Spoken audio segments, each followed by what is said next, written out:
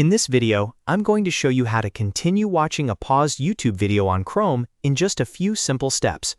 If you ever close a tab by accident, take a break, or just want to get back to a video you were watching earlier, this quick method can help you resume right where you left off.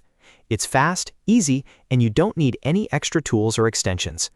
If this tutorial helps, make sure to hit the like button and subscribe for more simple Chrome and YouTube tips. Let's jump right in. First, open Google Chrome on your computer. Once Chrome is open, look to the top of the browser and click the three dots in the upper right corner. This opens the main Chrome menu. From here, move your cursor down and hover over History. When you do that, Chrome will show you recent pages you visited and additional history options. Now click on History again from the side menu or the Full History section to open your browsing history. In the History list, look for the YouTube video you were watching. It should appear in your recent activity if you were viewing it in Chrome. Once you find the YouTube page, click on it to reopen the video. After the video page loads, simply click play to resume the video. If the video was paused before, this should take you right back into your watch session so you can continue from where you left off.